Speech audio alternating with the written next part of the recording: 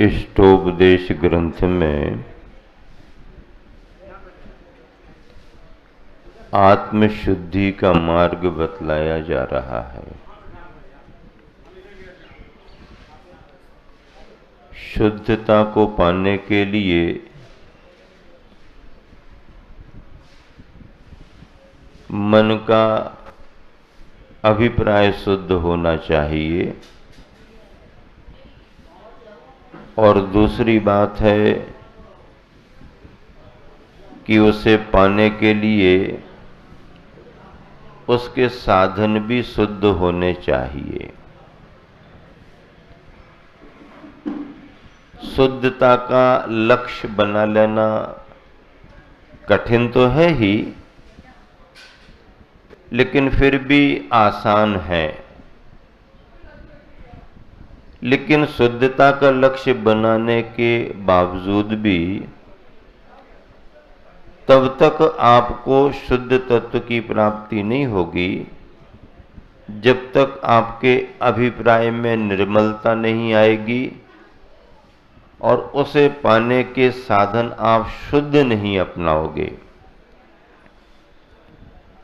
आचार्यों ने लिखा है, शुद्ध साध्य की प्राप्ति के लिए साधन भी शुद्ध होना जरूरी है। अब शुद्ध हमारा ध्येय है। हमारा ध्येय क्या है? शुद्धता को पाने का है। अब उस शुद्धता को पाने के लिए हमें ये देखना है कि अशुद्धि हमारी किस रूप में है। जिस रूप में आपकी अशुद्धि है उसी रूप में आपको शुद्धता के साधन अपनाना पड़ेंगे। बीमारी जिस हिसाब की हो तदनुरूप उसके लिए उसी तरह का औषधि उपचार दिया जाएगा। सामान्य सी थकान हो तो डॉक्टर कह देगा आराम कर लो, इससे ही ठीक हो जाओगे, या थोड़ा सा अच्छे से ठीक ठाक भोजन कर लो, आप ठीक हो जाओगे। सामान्य थकान में आपका आराम भी सहयोगी है और भोजन भी सहयोगी है। लेकिन हरारत आ गई है, हड़फूटन हो रही, ऐसा कहते ना, जोड़ों में शरीर में दर्द आ रहा है, 2-3 दिन हो गए हैं, तो डॉक्टर कहेगा अभी सीजन चल रहा है, मौसम में वायरल हो सकता है, तो वायरल के हिसाब से दे देंगे भैया थोड़ी काढ़ा पी लो, काली बना के ले लो, ऐसा वैसा। इससे भी बढ़कर के अगर बुखार की स्थिति है तो फिर कुछ दवाई देगा, और उससे भी बढ़कर के बीमारी की स्थिति समझ में आ रही है तो कुछ और विशेष दवाई देगा, और ज़्यादा परेशानी दिख रही है तो कहेगा भैया भर्ती करा दो, एडमिट हो जाओ। क्यों? स्थिति देख करके उपचार किया जाता है। हम सभी संसारी प्राणी मरीज की तरह हैं। अब अपनी अपनी बीमारी को देखना है और उसे दूर करने के लिए तद योग्य औषधि और उपचार पर ध्यान देना जरूरी है।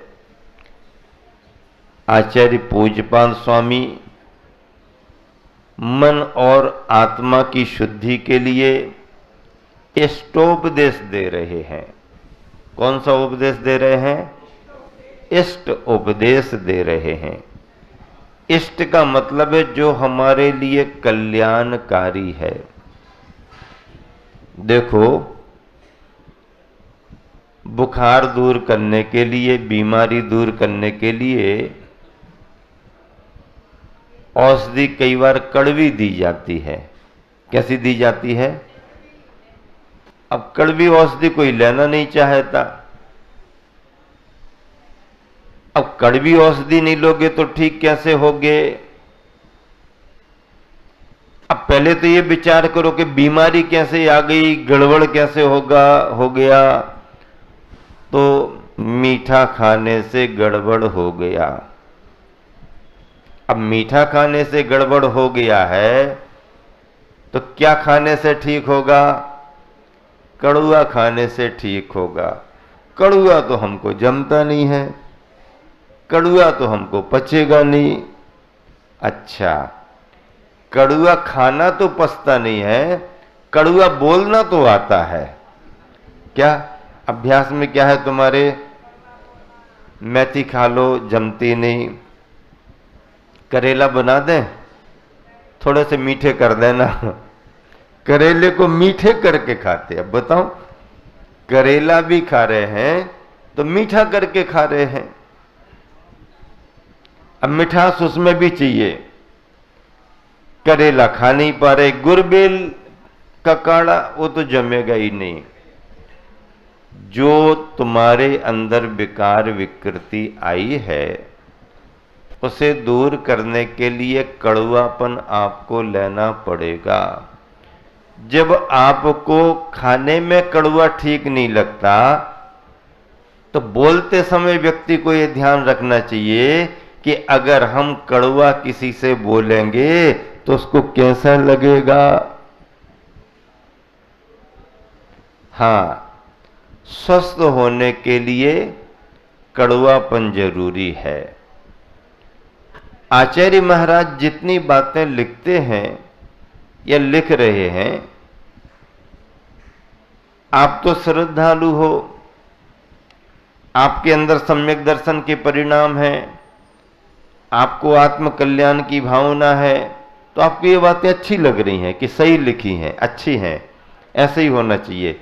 लेकिन जो मिथ्या दृष्टि है, अज्ञानी है, जिसका धर्म पर श्रद्धा नहीं है, जिसको आत्म कल्याण करने की कोई भावना नहीं है, वो सोचेगा अरे इनको पढ़ने से क्या फायदा, इसमें लगा ये छोड़ो ये छोड़ो ये छोड़ो। छोड़ने से क्या होता है? हम तो ये करेंगे, वैसा करेंगे, ये करेंगे, उसकी उसमें रुचि है।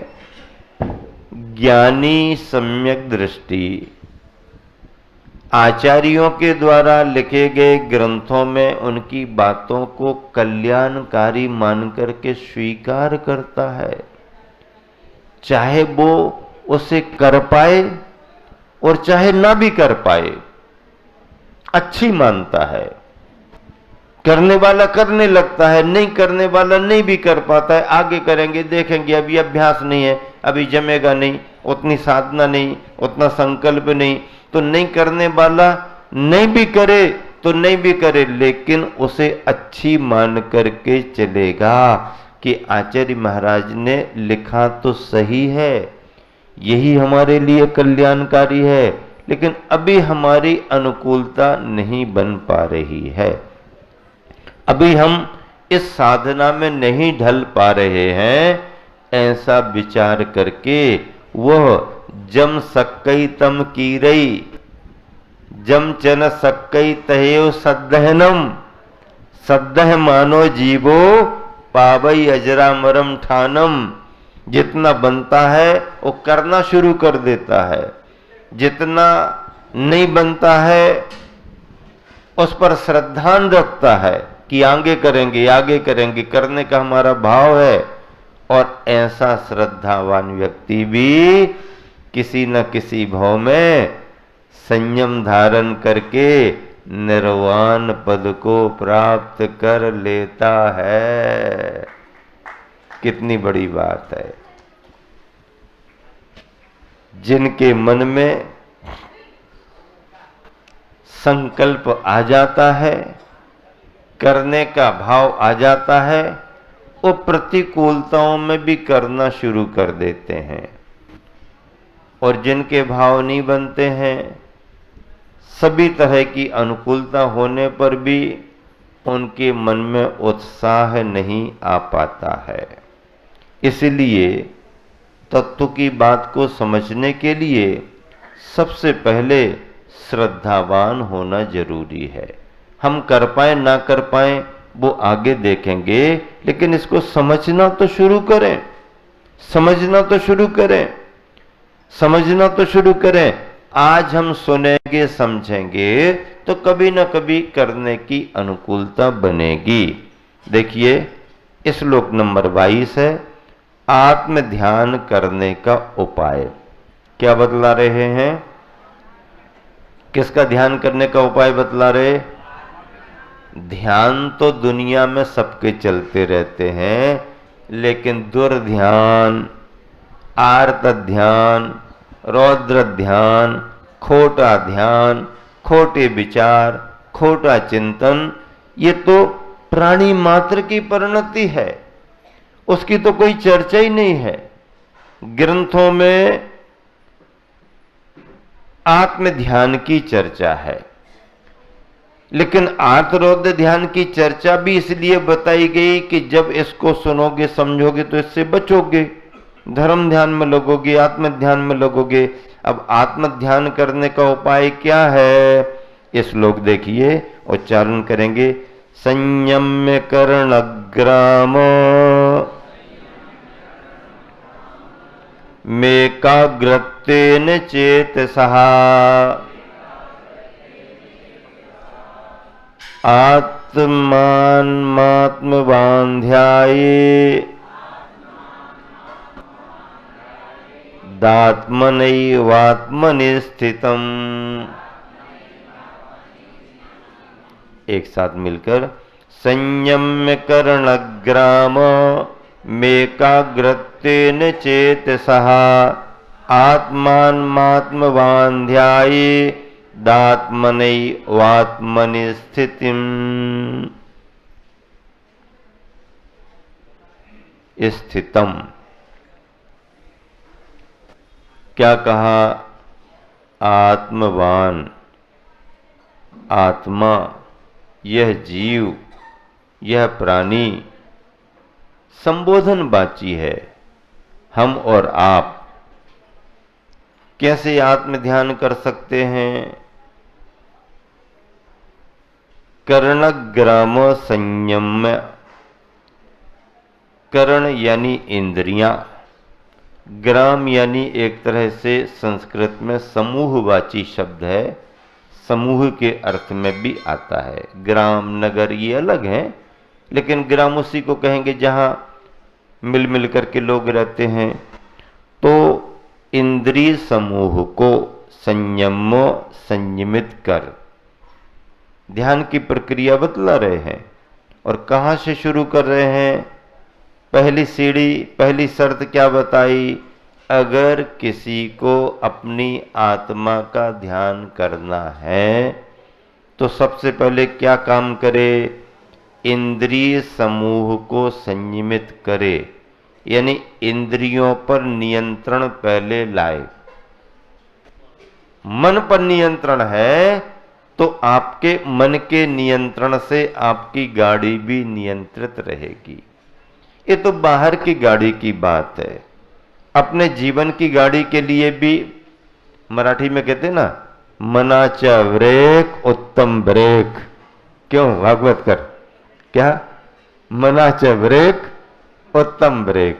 अब जी अजीत जी बमोरी वाले क्या समझे? इतने साल समाज की सेवा करते रहे, हमने कहा तुम तो रिटायरमेंट लो और महाराज के शिविर में आओ। आ रहे हैं। निर्मल चंद जी देखो, हमने मना कर दिया था कि मत आओ। हम तो गुणायतन से बहुत पहले से जुड़े, हम तो आएंगे ही आएंगे, कहां जाएंगे? आप हो आएंगे ही आएंगे। वो आ गए। अब घर वाले सब मना कर रहे, लेकिन आ गए। ऐसे कितने सारे श्रावक बताओ, सब तो आ रहे हैं, सब अपनी अपनी टीम कंपनी लेके आ रहे हैं। आ रहे हैं, आने दो, आने दो सबको। जितना प्रबंध होगा सबके लिए इंतजाम दिया जाएगा। महाराज सूचना दी नहीं है, रजिस्ट्रेशन कराया नहीं है, बहुत सारे फोन आ रहे, खबरें आ रही हैं। वो तो आ ही गए, ना रजिस्ट्रेशन कराया ना फोन किया। क्या करें महाराज? हमने कहा रजिस्ट्रेशन के बाहर जितने भी लोग आए उनको शिविर में भर्ती नहीं करना, अस्पताल में भर्ती कर देना, जाओ आराम करो। है, इतने दिन से सूचना दी थी कमेटी ने, सोते रहे। और अब कहाँ रुकना है, क्या करना है, रुको अभी अभी दिन 2 दिन यहां वहां घूमो, बाद में देखेंगे। उसके बाद अगर इंतजाम रहा तो किसी को मनाही नहीं है। लेकिन इंतजाम व्यवस्था से होता है, रजिस्ट्रेशन से होता है, नियमावली से होता है। नहीं महाराज जी, हम तो कितने साल से आ रहे, हम कहाँ रजिस्ट्रेशन करवाते थे, हम तो सीधे आ जाते थे। भैया वो शहर बस्तियों की बात है। वो कहाँ की बात है? वो शहर बस्तियों की बात है। शहर बस्तियों में कार्यकर्ता इंतजाम कुछ भी बढ़ाते जाओ, ये क्षेत्र की बात है। और सुनना, सामान्य क्षेत्र की बात नहीं है, सम्मेद शिखर की बात है। इसलिए नियमावली का पालन करना पड़ेगा। क्या करना पड़ेगा? नियमावली का पालन करना पड़ेगा। कठोर नियमावली का पालन करना पड़ेगा। ढिलाई कहीं बढ़ती नहीं जाएगी। पहले ही कह दिया है, अन्ना से शुद्ध भोजनशाला की व्यवस्था सुनीलगढ़ी और पूरा कड़क इंतजाम रहेगा। गोल्डी भैया कई दिनों से इनको नींद नहीं आ रही, महाराज जी क्या करें, बार बार आ रहे हैं। तो हमने कह दिया तुम चिंता मत करो, गया वाला डब्बू तैयार है पूरी जवाबदारी लेकर के आप तो सौंप करके चले जाना, कोई दिक्कत नहीं है, आने दो, सब व्यवस्था हो जाएगी, सब इंतजाम हो जाएगा। और देखो, रजिस्ट्रेशन से ही सभी लोगों को होता है।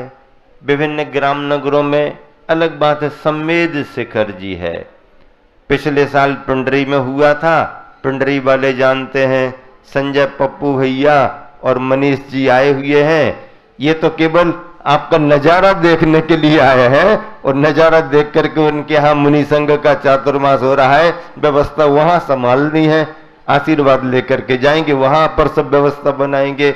यहाँ पर विभिन्न प्रांतों से, विभिन्न नगरों से सभी श्रद्धालु आ रहे हैं। महाराष्ट्र से, मध्य प्रदेश से, उत्तर प्रदेश से, सभी प्रदेशों से। सम्मेद शिखर जी के लिए किसी को निमंत्रण देने की जरूरत नहीं पड़ती है, व्यक्ति स्वयं आने के लिए भावना करता है। सदलगा से भी बहुत सारे जन आए हैं अपने गुरुजी के गृह नगर से, सभी को अवसर मिलेगा। चलिएगा, मूल विषय क्या है? यह जीव, यह प्राणी इंद्रिय समूह को, इंद्रियों को संयमित कर चित्त की एकाग्रता से अपने आत्मा में स्थिर होकर अपने आत्मा द्वारा ही अपने आत्मा का चिंतन करे।